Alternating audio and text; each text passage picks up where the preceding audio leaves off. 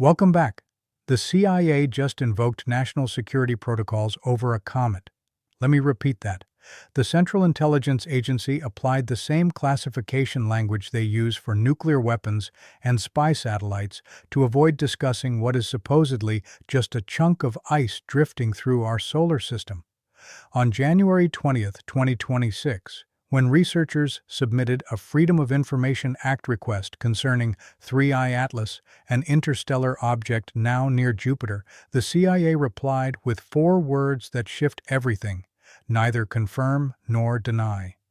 This is the classic Glomar response. It's the phrase used when even admitting a file exists would compromise state secrets. It was used for stealth submarines in the Cold War. Now it's being used for a comet. 6 weeks earlier, NASA held a press conference declaring this same object definitively natural, absolute certainty, case closed. But if it's truly just a comet, why is the CIA handling it like a potential threat? Why are we seeing two starkly different responses from agencies within our own government?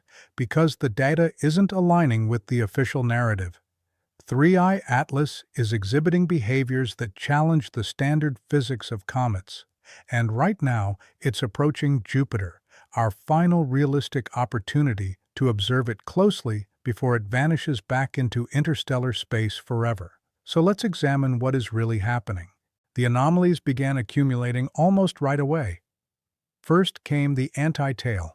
In ordinary comets, solar radiation pressure and the solar wind push ejected material away from the sun, forming the familiar tail that trails behind as the comet moves. 3. Atlas, however, showed a prominent jet of material directed toward the sun, not away from it, and this feature remained visible both before and after perihelion. That runs counter to how cometary jets are understood. Standard models explain outgassing as solar heating driving material from the sunlit side, with jets generally pointing away from the sun or at angles set by the object's rotation. A persistent sunward anti-tail jet implies either a mechanism far more complex than current models predict or something fundamentally different. Then there were the alignment peculiarities. Measurements of the rotation axis at large heliocentric distances showed it aligned to within 8 degrees of the sunward direction. To be precise, a comet's spin axis should be essentially random, shaped by billions of years of collisions and gravitational encounters. There is no natural reason for it to preferentially point toward the sun unless an active stabilizing process is at work. The odds of such an alignment happening randomly are low. Not impossible, but low enough to demand attention. The strangeness continues. The orbital plane of 3I Atlas, the flat plane containing its trajectory, aligns to within 5 degrees of the ecliptic, the plane defined by Earth's orbit and shared approximately by most solar system planets. Interstellar objects arrive from random directions in three-dimensional space. There is no inherent reason their orbital planes should favor alignment with our ecliptic unless some unknown selection effect is operating or the trajectory itself is less random than assumed. These geometric coincidences do not disprove the natural comet hypothesis, but they are distinctly uncomfortable, details that make you question whether a piece of the puzzle is missing. If you want to stay current as this story unfolds, make sure you're subscribed because 3I Atlas keeps delivering surprises. Let's look even closer at the data because one more anomaly stands out from the geometric oddities and involves chemistry. Spectroscopic analysis of the gas envelope around 3I Atlas revealed an unusually prominent nickel abundance relative to iron. Nickel and iron are both common in cometary and asteroidal material, products of stellar nucleosynthesis found across the galaxy in rocky and metallic bodies. But ratios matter. In solar system comets, nickel to iron follows predictable patterns rooted in the primordial solar nebula and early formation processes. What stood out in 3I Atlas was a nickel-to-iron ratio that echoed industrially produced nickel alloys, the kinds of ratios engineered into stainless steel or other materials optimized for corrosion resistance and strength. To be crystal clear, no credible analysis claims 3I Atlas is literally stainless steel. The point is that the chemical fingerprint does not fit comfortably within the expected distribution from natural astrophysical processes. Could an exotic formation pathway in another star system produce this signature naturally? Possibly. Could observational biases or incomplete data sets be influencing the result? Also possible, but when you combine this chemical peculiarity with the geometric alignments and the anti-tailjet, you build a cumulative list of features that, while individually explainable, together form a pattern that resists tidy resolution. This is where the scientific method should accelerate. An object displaying multiple unexpected traits calls for hard questions, multiple competing hypotheses, additional data collection, and rigorous debate, not premature conclusions in either direction. Declaring it artificial would be irresponsible without extraordinary evidence, but declaring the case definitively closed and walking away is equally premature. So what explains NASA's November 19, 2025 press conference, where officials stated with full confidence that 3I Atlas is a natural comet? End of story? The most generous reading is that the natural comet explanation remains overwhelmingly the most probable one. In the absence of compelling proof otherwise, science defaults to mundane causes. Comets are inherently weird. Close encounters routinely reveal behaviors that stretch existing models. Perhaps 3I Atlas is simply an extreme statistical outlier combining several rare traits. As we detect more interstellar objects, we may encounter similar cases and refine our understanding accordingly. That is a solid, defensible scientific position. Yet it still fails to account for the CIA's response.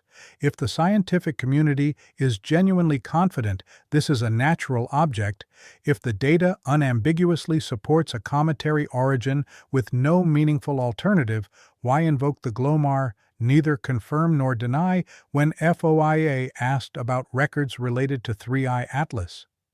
That protocol is not casual. It protects information whose disclosure could damage national security or expose sensitive intelligence operations. It is deployed when even acknowledging interest in a subject would reveal too much. So, what explains the contradiction? One plausible interpretation, advanced by some analysts, is a deliberate two-track strategy.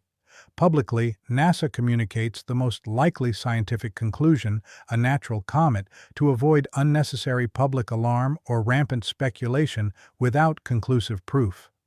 Privately, intelligence agencies treat the object as a potential black swan, low probability but catastrophically high impact if wrong. This resembles Pascal's wager applied to planetary defense.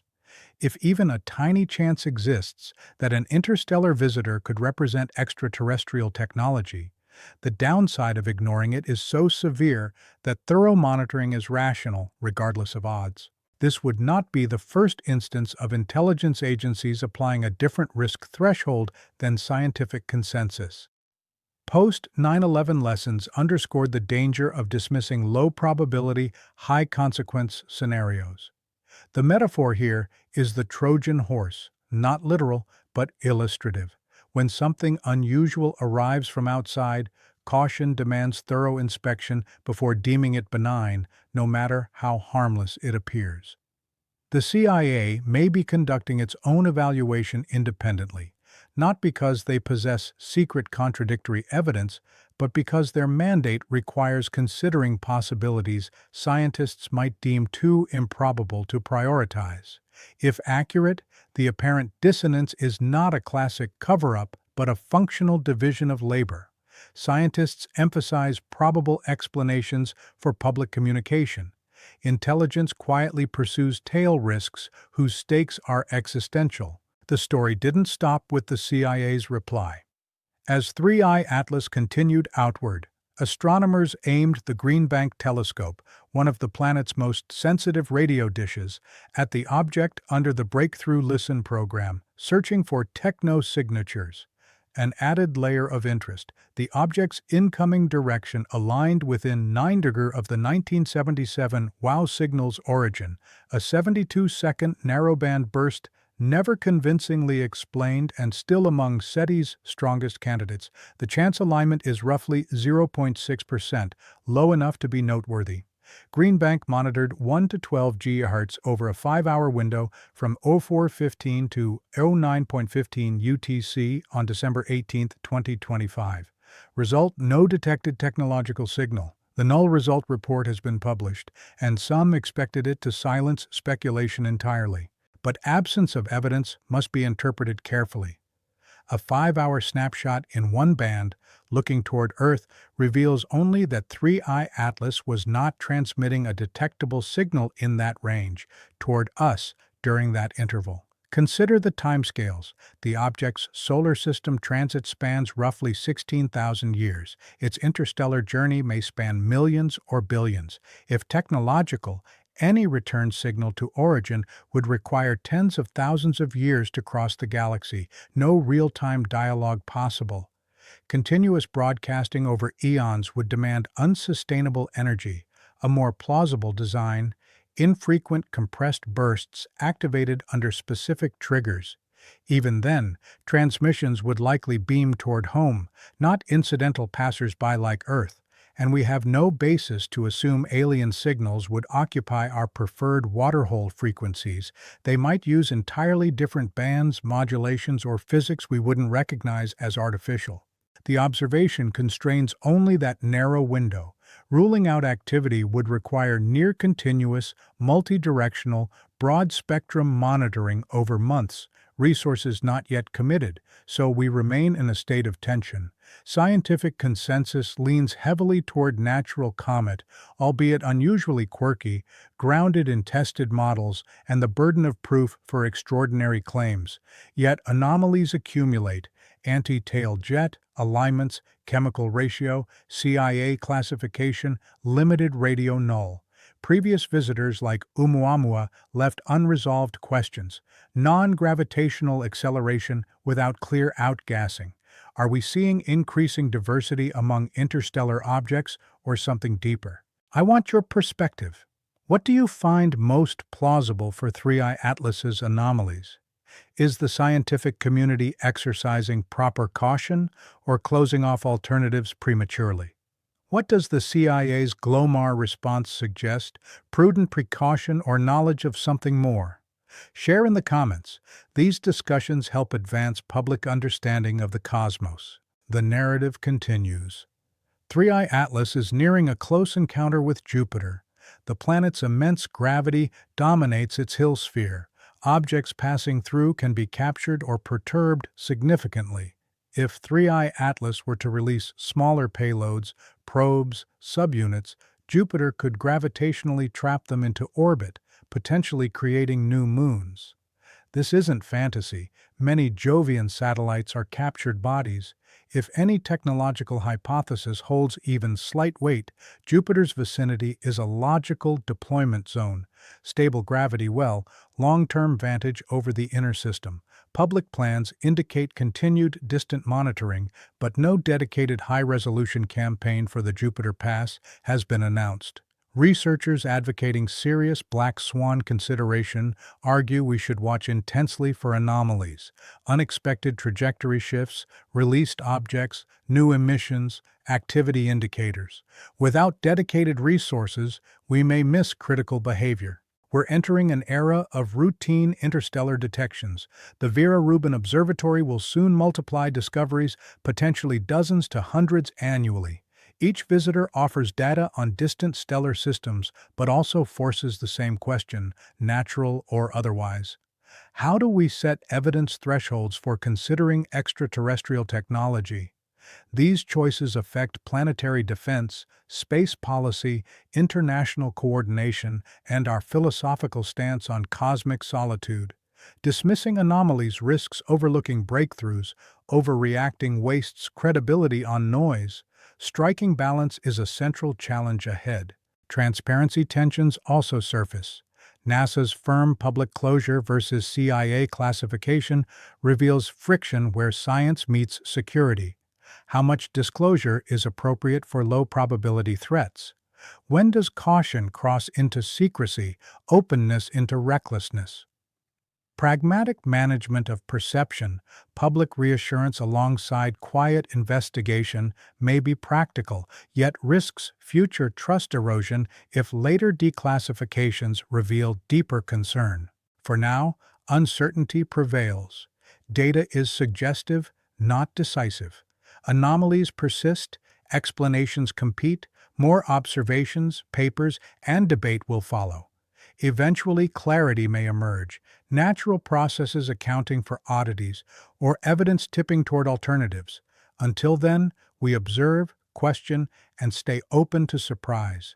3i Atlas carries unanswered questions, unmade observations, undismissed possibilities, whether exotic natural debris or something stranger. It has already succeeded in pushing us to interrogate the unknown more rigorously, balancing skepticism with openness as the boundary between ordinary and extraordinary blurs. If this detailed exploration resonated, if you value analysis that respects complexity and data, please like the video. It helps surface thoughtful scientific content and supports ongoing deep dives into stories that matter.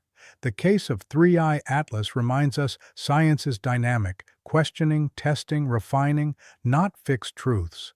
The most compelling work often occurs at edges where data resists fitting, anomalies build, and we confront knowledge limits. As 3i Atlas heads outward toward the interstellar dark, it takes with it our unresolved queries and the possibilities we couldn't fully rule out. Whether comet, uniquely strange debris, or otherwise, it has compelled harder thinking about investigating the unknown, preparing for surprises, and asking whether the cosmos holds more than we've dared imagine. Until next time, keep looking up, keep questioning, and keep pressing for answers.